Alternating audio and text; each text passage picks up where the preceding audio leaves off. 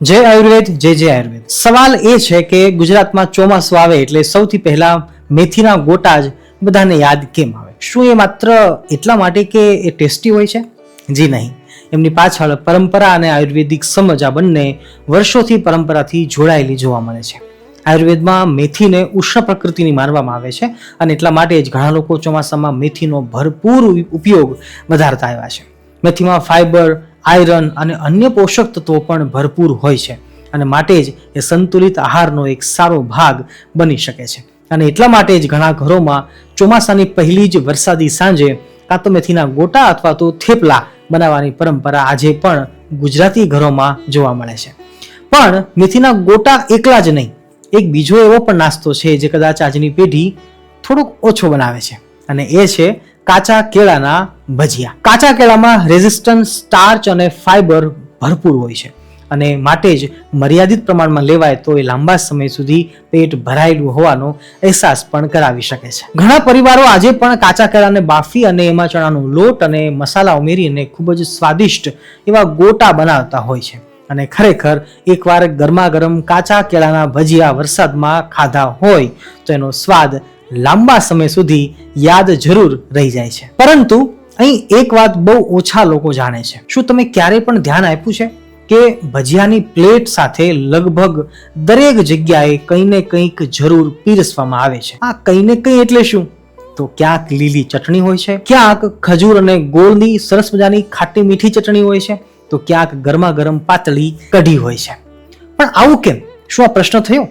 શું માત્ર ટેસ્ટ માટે કે પછી એની પાછળ પણ કોઈ કારણ છે?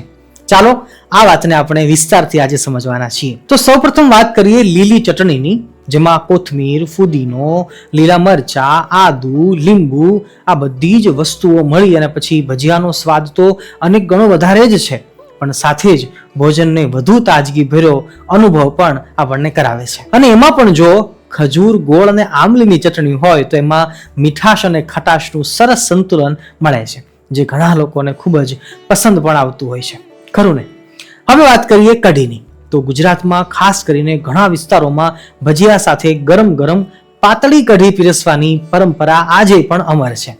છાશમાંથી બનેલી કઢીમાં જીરું, રાઈ અને મેથી અને કઢી પત્તા આ જેવા મસાલા ઉમેરવામાં આવે અને ઘણા લોકો અનુભવ એનો એવો હોય છે કે ગરમ કઢી સાથે ભજીયા ખાવાથી ભોજન વધુ હળવું લાગે છે અને એનો આનંદ પણ બમણો થઈ જતો હોય છે. પણ અહીંયા એક નાનકડી ભૂલ ઘણીવાર થતી હોય છે જે લગભગ દરેક ઘરોમાં થાય છે અને આ ભૂલના કારણે ભજીયાની આખી મજા ઘણીવાર ક્યારેક બગડી જતી હોય છે.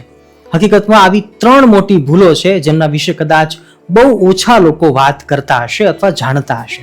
અને જો તમે પણ એમાંથી કોઈ એક ભૂલ કરતા હશો તો આજથી જ એ ભૂલને બંધ કરી દેજો અથવા એમાં સુધાર લાવી દેજો. ચાલો હવે એ 3 મહત્વની વાતોને આજે આપણે આ વિડીયોમાં ડિસ્કશન કરીએ. કલ્પવૃક્ષ પરિવારને જય સ્વામિનારાયણ, જય શ્રી કૃષ્ણ, જય સિયારામ, હર હર મહાદેવ, રાધે રાધે.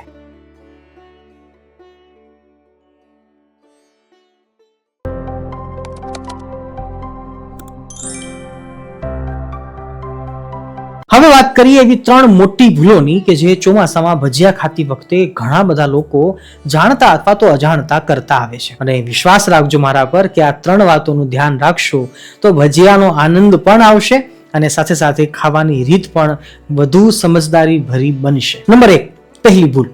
ઘણા લોકો સવારે કે બપોરે બનાવેલા ભજીયા રાત્રે ફરી ગરમ કરીને ખાય છે, પરંતુ શક્ય હોય ત્યાં સુધી તાજા બનાવેલા ભજીયાનો જ આનંદ માણવો વધુ સારું માનવામાં આવે છે. વારંવાર ગરમ કરેલા તળેલા ખોરાકનો સ્વાદ બદલાતો પણ હોય છે અને એની સાથે સાથે ગુણવત્તા પણ એમની ઘટી શકતી હોય છે. અને સૌથી મોટી વાત તો એ છે કે એકના એક તેલની અંદર અનેક વાર તળાતી વસ્તુઓ અને એ પણ પાછી રિપીટ મોડમાં જ્યારે તળાય છે ત્યારે ખરેખર ઘણું બધું તેલ એ વસ્તુ શોષી લે છે અને પેટમાં પધરાવીએ તો પછી લાંબા સમયે ચોક્કસ કોલેસ્ટ્રોલ વધારનારું સાબિત થતું હોય છે અને મેદસ્વીતા એટલે કે બોડી ફેટ તો ખરું જ. નંબર 2, બીજી ભૂલ છે, આજે તો વરસાદ છે, ચાલો જેટલા આવે એટલા ભજીયા ખાઈ લઈએ, પેટ ભરીને ભજીયા ખાઈ લઈએ. આ ભૂલ તો લગભગ દરેક ગુજરાતી ક્યારેક ને ક્યારેક તો કરતા જ હોય છે, ખરું ને?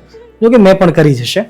પણ યાદ રાખજો, કોઈ પણ સારી વસ્તુ મર્યાદામાં જ સારી લાગે. ભજીયા સાથે ગરમ કઢી, લીલી ચટણી અથવા ગરમ ચા જો પીતા હોય તો એ પણ એક સાથે વધારે ખાઈ લેવાનું ટાળવું જોઈએ, કારણ કે આનંદ ત્યારે જ આવે જ્યારે શરીર પણ હળવાશ અનુભવે.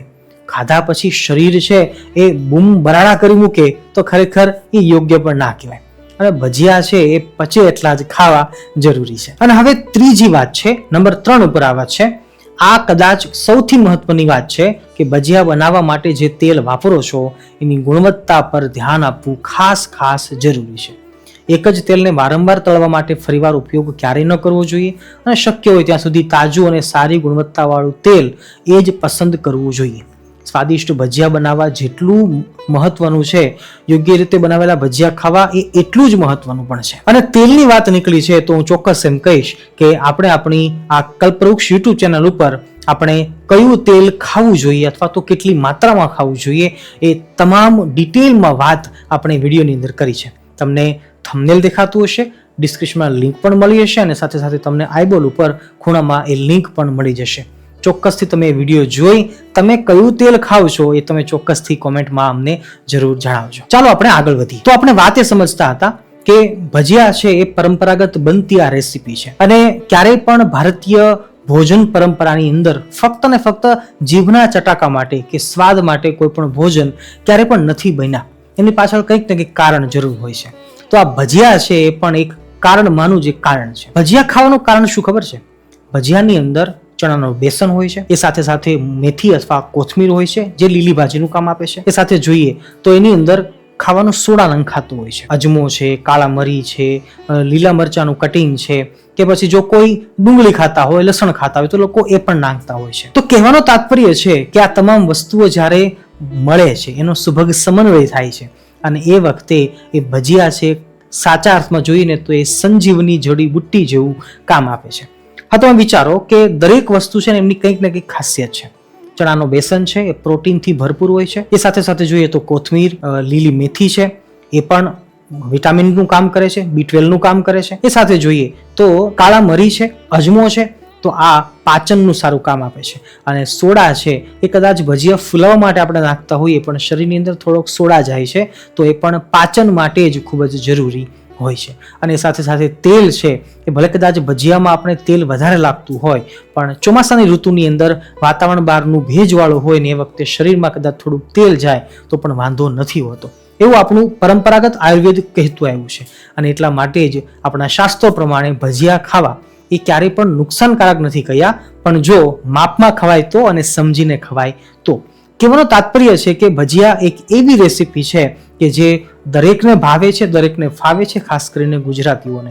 પણ એની અંદર નખાત તમામ વસ્તુઓ છે એ પણ માત્રામાં, યોગ્ય માત્રામાં હોવી જોઈએ અને સાથે સાથે એમની સમજ સાથે આપણે એમને ખાવી જોઈએ. ભક્તો, આપણી ભારતીય પરંપરાની એક ખૂબ જ સુંદર સરસ વાત છે. અહીંયા ઘણી વાનગીઓ માત્ર સ્વાદ માટે ક્યારેય પણ નથી બની, પરંતુ ઋતુ, વાતાવરણ, હવામાન અને જીવનશૈલીને ધ્યાનમાં રાખી અને તમામ વસ્તુઓ વિકસતી ગઈ છે.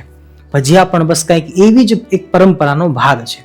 એટલે આગામી વખતે જ્યારે પણ બહાર વરસાદ વરસી રહ્યો હોય, ધોધમાર વરસાદ વરસતો હોય ત્યારે ગરમા ગરમ ભજીયાની પ્લેટ સામે આવે ત્યારે માત્ર તેનો સ્વાદ જ નહીં પણ એમની પાછળ રહેલી પરંપરા અને સમજને પણ યાદ રાખવી જરૂરી છે. હવે અહીંયા એક સવાલ છે જે તમારા માટે છે કે તમારા ઘરે ચોમાસામાં સૌથી પહેલા ભજીયા શેના બનતા હોય છે? કયા ભજીયા બને છે? શું બટાકાના બને છે? શું મેથીના ગોટા બને છે? કે કાચા કેળાના બને છે? કે પછી કોઈ એવી ખાસ ફેમિલી રેસીપી છે કે જે બીજે ક્યાંય ન પણ મળતી હોય? તો મને નીચે કોમેન્ટમાં તમે ચોક્કસથી લખજો અને તમારો અભિપ્રાય જણાવજો.